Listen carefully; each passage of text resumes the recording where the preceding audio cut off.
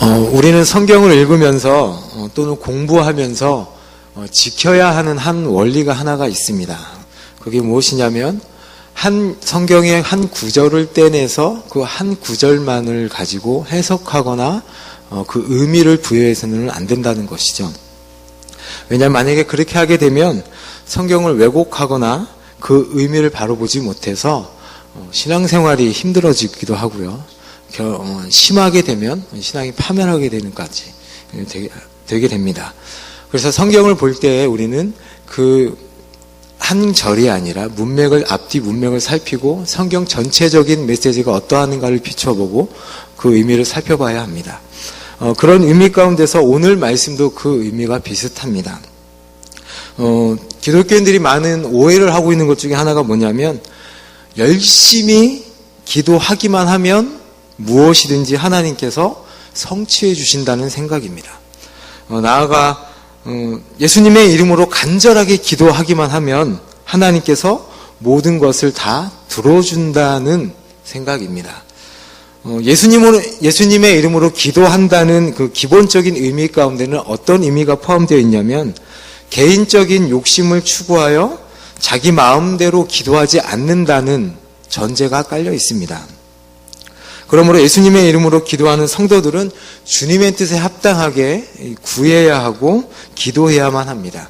그럴 때 하나님께서 우리 인간의 순수한 마음 때문에 기도에 응답하시는 것이 아니라 하나님의 그의 선하신 뜻 가운데서 기도에 응답하시고 그 기도들을 들어주신다는 것이죠. 마태복음 오늘 본문에서도 많은 성도들이 잘못 이해하고 있는 것이죠. 여러분들 이 본문을 보시면서 어떤 생각을 하셨습니까? 처음에 보셨을 때. 저도 처음 신앙생활했을 때 많은 분들이 그렇게 얘기했습니다. 무조건 열심히 기도하고 또 기도하고 또 기도하면 하나님께서 분명히 들어주실 것이다 라는 말씀을 많이 하셨고 그렇게 많이 들었습니다. 그러나 말씀에서 의도하는 것과 반하여서 구한다면 그것은 참 믿음이 아니고 오히려 우리의 신앙이 미성숙하다는 것을 나타내는 것이기도 합니다. 저에게도 이 잘못된 생각으로 기도했던 적이 많이 있었는데요. 그 중에 하나가 제가 이제 대학교를 다닐 때 저희 집이 너무 부자여서 등록금이 없었습니다. 그래서 하나님께 등록금을 어쨌든 신학교를 가야 되고 대학을 다녀야 되는데 등록금이 없으니까 고민하다가 할 게 뭐밖에 없냐면 기도밖에 없었습니다. 근데 주변에서도 뭐라고 얘기하시냐면 선배님들이 집사님들이 기도해. 그러면 하나님이 채워주실 거야. 그렇게 얘기하셨고 어떤 한 교수님께서는 내가 기도했더니 등록금 내는 전날 통장에 그 돈이 다 입금됐어. 이렇게 얘기하시는 거예요. 그래서 그 말씀을 믿고 믿음이 연약했던 저는 열심히 기도했습니다. 네, 진짜 열심히 하나님 분명히 그렇게 채워주실 거죠. 제 통장에도 그 등록금이 딱 들어오게 해주실 거죠. 라고 하면서 간구했습니다. 하나님께서 어떻게 하셨을까요? 채워주셨습니다. 학자금 대출로 채워주셨습니다. 그 예뿐만 아니라 여러 가지로 하나님께 구할 때가 많았습니다. 하나님께 어떤 일을 해주시기 위해서 정말 바라면서 구하였고요. 어떤 때에는 이것들을 많이 원했고 그것들이 내게 가장 좋은 일들이라고 생각해서 하나님께 기도를 하였습니다. 그러나 지금에 와서 그 과거를 돌아보면 하나님께서 내가 기도한 그 원했던 방식대로 응답하시지 않았던 것들이 거의 대부분이었고 그것이 더 오히려 감사하다라는 생각을 많이 하게 됩니다. 내가 원했던 대로 내 뜻대로 하나님께서 기도 응답을 해주셨다면 아마 제가 여기 있지 않았을 것 같아요. 네. 하나님께서 더 좋은 길을 계획하고 계시고 더 좋은 것을 주시고 계시다는 것이죠. 저를 포함해서 다른 많은 성도님들이 오해하는 게 무엇이냐면 이 산상보훈 가운데서 오늘 말씀이 무엇이든지 열심히 구하면 찾으면 들어주신다고 말씀하고 있다고 생각하는 것입니다. 만일 그런 식으로 이 말씀을 생각하게 된다면 6장 25절에서 34절에 우리 예수님께서 말씀하신 내용과 반대가 됩니다. 우리 한번 말씀 찾아볼까요? 바로 앞에 있는데요. 33절, 34절 말씀을 한번 다 같이 읽어보도록 하겠습니다. 시작. 그런즉 너희는 먼저 그의 나라와 그의 일을 구하라. 그리하면 이 모든 것을 너희에게 더하시리라. 그러므로 내일 일을 위하여 염려하지 말라. 내일 일은 내일 염려할 것이요 하늘의 괴로움은 그날의 족하니라. 그 앞절에 어떤 내용이 되어 있냐면 하나님께서 분명히 다 채워주실 것이다. 너희는 하나님의 나라와 하나님의 뜻을 구하여라. 이 내용입니다. 그런데 우리가 예전에 갖고 있던 오해들로 생각해서 이렇게 기도를 한다면 그것이 반대되는 말씀이죠. 그럼 주님께서 오늘 왜 여기에서 산상보훈, 산상수훈 말씀 가운데서 중간에 이 말씀을 하셨는가라는 내용입니다. 저번 주에 담임 목사님을 통해서 우리는 7장 1절에서 6절 말씀을 통해 이런 내용을 배웠습니다. 타인에 대한 우리의 태도가 어떠해야 하는가라는 말씀입니다. 우리가 이 세상을 살아가면서 평생토록 비판 아래 있다. 그 비판은 하나님께로부터 받는 비판 가운데 있다라고 말씀을 들었습니다. 그래서 우리가 생각지 않건 생각하건 항상 하나님의 비판 가운데 있어서 너희는 비판하지 말아라. 그런데 분별은 해라 라고 말씀을 하셨습니다. 그리고 나서 어떤 말씀을 하셨냐면 형제의 눈에 있는 티를 뽑아내려고 하기 전에 너희는 자신의 눈에 있어 들보를 빼내라 라는 말씀이었습니다. 우리가 우리 눈 속에 있는 우리 가운데 있는 들보를 빼내게 되면 우리 위치가 어디쯤에 있게 되고 우리의 처지가 어디에 있는지를 보게 됩니다. 그 순간 우리의 교만은 이제 꺾이게 되죠. 우리가 얼마나 악한 사람인지 얼마나 못난 사람인지를 보게 된다는 것이죠. 그런 내용들 중에 그런 모습을 보게 되는데 그런 모습 가운데서 예수님께서 말씀하신 산상보훈의 율법의 규율들을 보게 되면 그러면 이 예수님께서 말씀하신 내용들을 지킬 자가 누구인가? 나는 과연 이런 일들의 자격이 있는가? 라는 질문을 하게 됩니다. 그리고 나는 정말 깨끗해져야 되겠구나. 그리고 나는 무가치한 자이구나. 악한 자이구나 라는 것을 말씀을 통해서 보게 되는 거죠. 우리는 이러한 존재인데 예수님께서 말씀하신 상상설교의 기준들을 지키며 정말 살 수 있을까? 라는 질문을 던지게 된다는 것이죠. 그래서 우리는 하나님의 은혜가 필요하다라는 것을 알게 되는 것입니다. 그러한 필요를 주님께서 아시고 7절 말씀을 하시는 겁니다.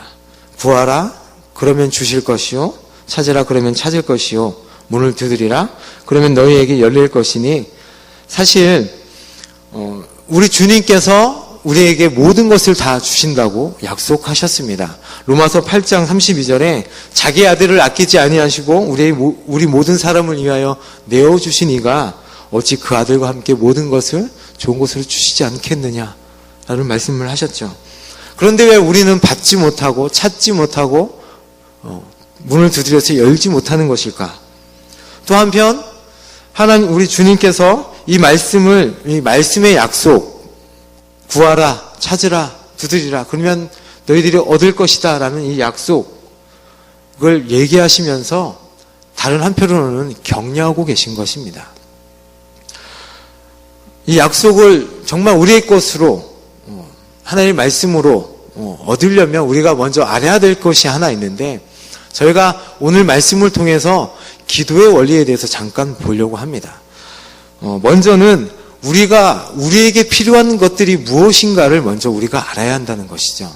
우리가 신앙생활하면서 우리에게 진정으로 필요한 것이 무엇인지 내게 진정으로 부족한 것이 무엇인지 깨닫는 것이 그리 쉽지 않다는 생각을 많이 하게 됩니다.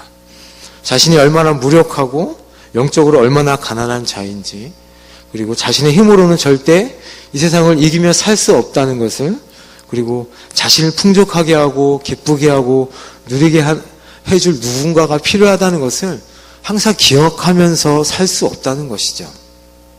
그래서 주님께서 구하라 그리하면 너희에게 주실 것이다 라는 이 말씀은 이 인간이라는 존재 자체가 나 혼자서 모든 것을 해결할 수 있는 완벽한 존재가 아니다라는 것을 말씀하고 있는 것입니다. 나 아닌 어떤 대상에게 달라가 요청할 수밖에 없고 또 그가 내게 필요한 것들을 베풀어 주셔야만 나의 삶을 지탱할 수 있는 존재다라고 말씀하시는 것입니다. 쉽게 말하면 인간은 하나님께 요청하고 찾고 두드려야만, 그리고 하나님께서 주시는 것들로 인해서만 우리 존재가 설 수 있다. 이 세상을 살 수 있다라고 주님께서 말씀하시는 것이죠. 내게 필요한 것들을 하나님께 구해야만 하고 내가 구한 것들을 하나님께서 주셔야만 나는 살 수 있다는 것입니다. 구하라 그러면 너에게 주실 것이요라는 말씀은 이처럼 우리가 필요한 모든 것을 하나님께 요청할 수밖에 없는 존재요.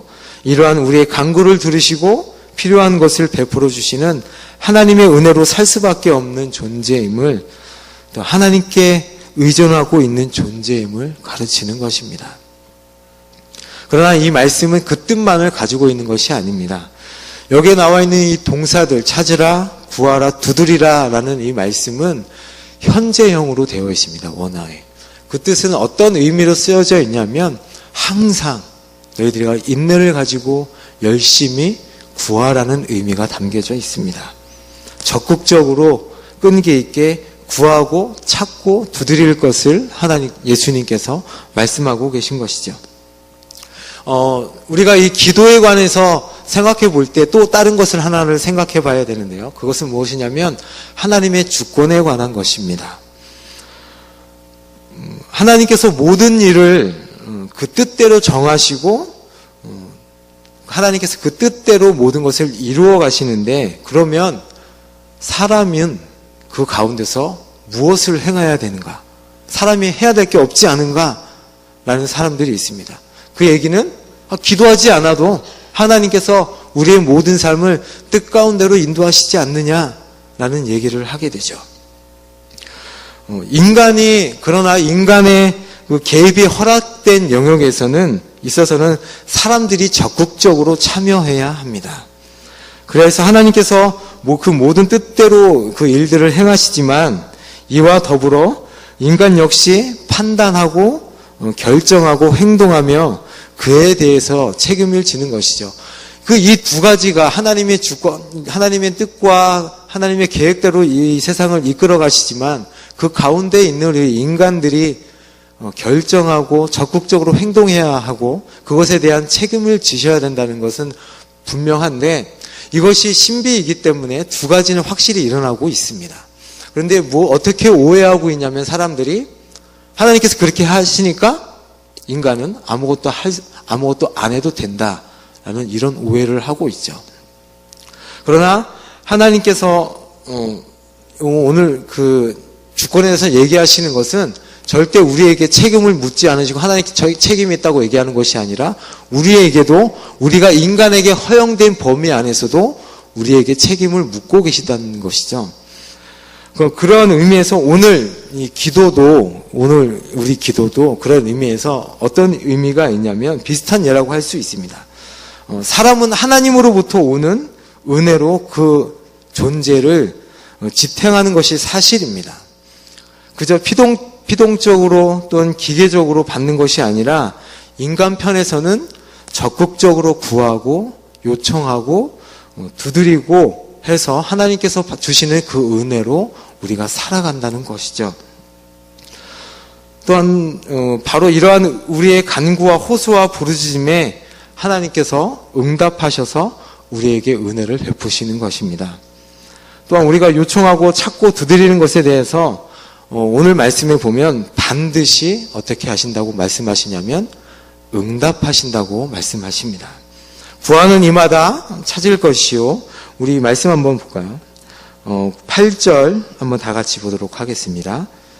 시작. 구하는 이마다 받을 것이요.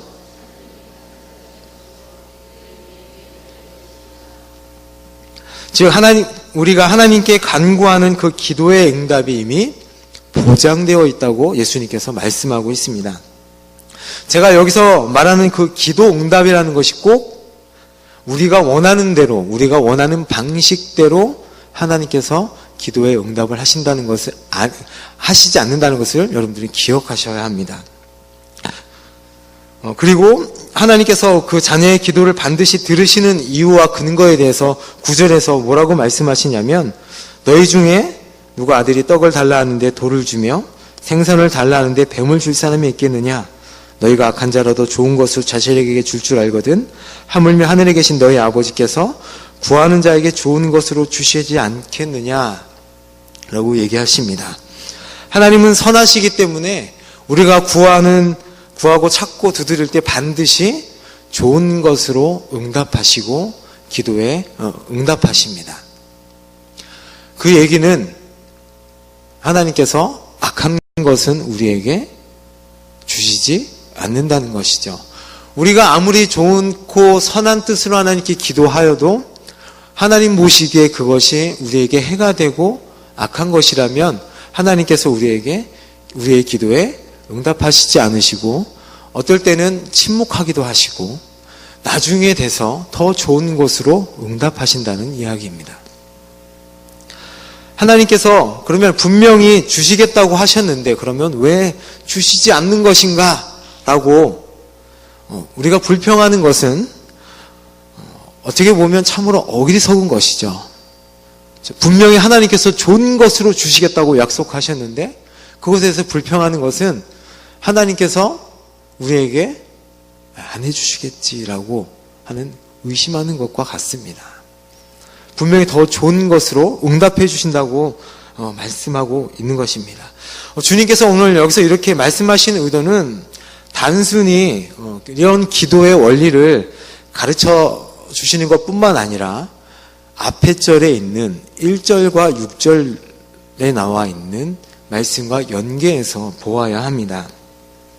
즉 우리가 이 세상 사람들 또는 성도들에 대한 태도, 꼭 비판하는 것과 분별하는 것과 밀접한 관계가 있다는 것이죠. 우리가 구하라 찾으라 문을 두드리라는 말씀은 이 12절 말씀, 7절과 11절 말씀을 한번 빼고 1절부터 6절까지 말씀을 읽고 12절까지 말씀을 읽으면 조금은 이해가 갑니다. 우리 한번 다 같이 한번 볼까요? 1절부터 양이 좀 많지만 그래도 5절밖에 안 되니까 12절까지 6절하고 12절만 읽어보도록 하겠습니다. 6절 시작. 거룩한 것을 개에게 주지 말며 너희 진주를 대주 앞에 던지지 말라. 그들이 그것을 발로 밟고 돌이켜 너희를 찢어 상하게 할까 염려하라. 12절 그러므로 무엇이든지 남에게 대접을 받고자 하는 대로 너희도 남을 대접하라. 이것이 율법이요 선지자니라. 이렇게 1절에서 6절을 읽고 12절까지 의미는 여러분 이해를 가십니까? 1절에서 6절 내용이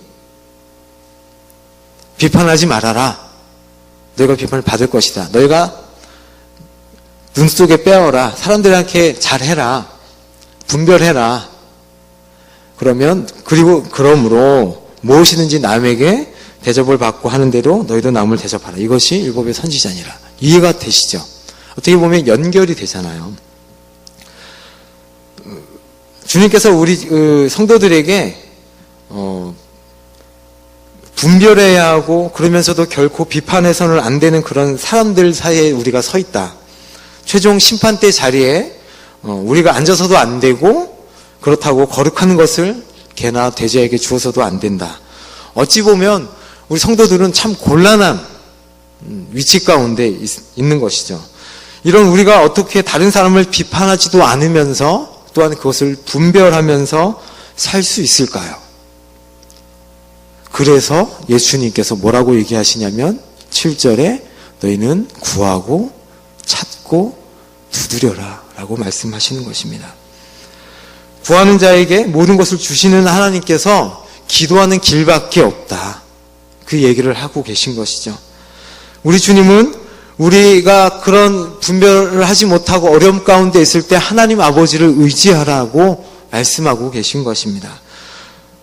우리가 구하는 자에게 모든 것을 주시는 하나님께 나아가 바로 구하고 찾을 때, 두드릴 때 하나님으로부터 그 지혜를 얻을 수 있다라고 말씀하고 계십니다. 그러면 12절 말씀에 보면 결론적으로 뭐라고 얘기하시냐면, 그러므로 무엇이든지 남에게 대접을 받고자 하는데도 너희도 대접하라. 이것이 율법이여 선지자니라 라는 말씀이 나옵니다. 앞에 갑자기 기도 얘기를 하시다가 그러므로 얘기를 하십니다. 제가 이 본문을 계속 묵상하고 어떻게 설교될까 얘기를 하다 보면 이 그러므로가 왜 쓰여있을까 여기. 근데 그 뒤의 내용도 이해가 잘 가지 않습니다. 기도 얘기하시면서 갑자기 그러므로 너희가 대접을 받고자 하는 대로 너희 남을 대접하라 라고 얘기하시는 것이죠. 사실 이 부분에 대해서 많은 학자들이 많이 갈립니다. 1절에서 6절의 내용에 대한 결론이다. 그러므로 이렇게 해라 라는 내용이 있고요. 어떤 학자들은 7절에서 11절까지의 내용이다 라는 말씀을 얘기를 합니다. 대부분의 신학자들은 이렇게 얘기합니다. 5장 17절에서 7장 11절까지의 내용의 결론이다라는 이야기입니다. 우리 5장 17절 말씀 한번 찾아보도록, 앞장을 넘겨서 한번 보도록 하겠습니다. 다 같이 한번 읽어보도록 하겠습니다. 내가 율법이나 선지자를 폐하러 온 줄로 생각하지 말라. 폐하러 온 것이 아니요 완전하게 하려 함이라. 오늘 12절 말씀에도 마지막에 뭐라고 되어 있냐면 선지자와 온 율법의 강령이니라. 이 이야기는 구약에 말씀하신 그 모든 내용들이 이 한 절로 다 요약될 수 있다라고 해서 뭐라고 부르냐면 황금률이라고 얘기합니다.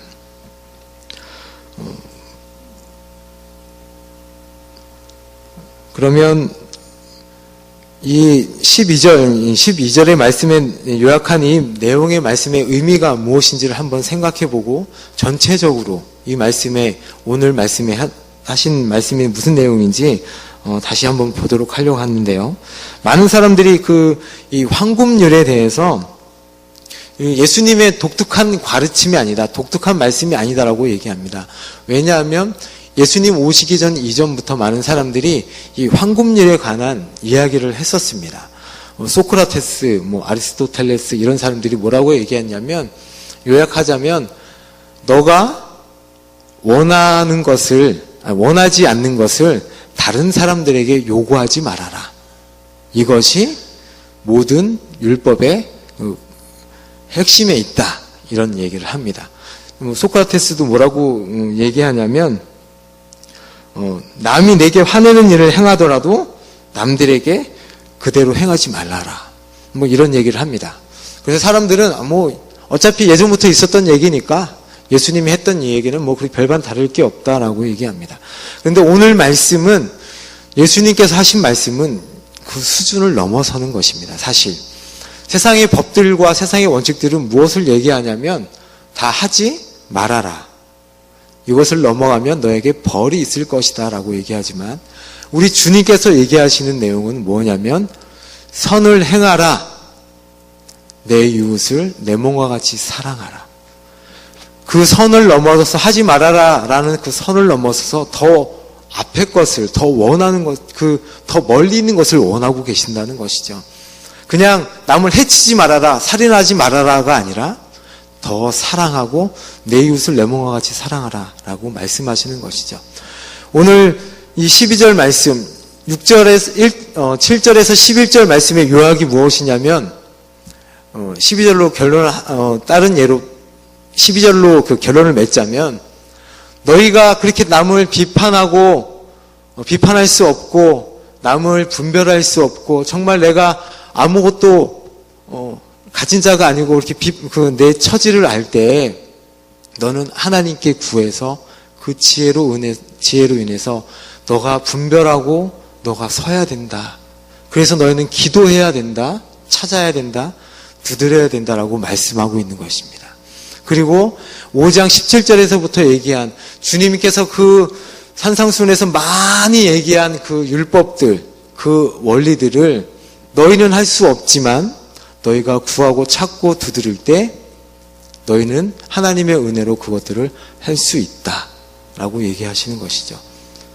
그리고 12절에 그것을 어떻게 예수님께서 한마디로 표현하셨냐면, 너희가 대접을 받고자 하는 대로 남을 대접하라 라는 것입니다. 이 말씀은 내가 다른 사람한테 저 사람한테 존경을 받아야 되니까 내가 저 사람을 존경해야지, 이런 의미가 아닌 건 아시죠? 그냥 예수님께서 그런 아무런 조건 없이 우리를 사랑하신 그 사랑으로 그 사람들을 대하라는 말씀입니다. 오늘 말씀은 요약을 잠깐 하자면, 주님께서 명령하신 이 많은 산상수훈들의 그 내용들은 우리의 힘으로는 절대 할 수 없습니다.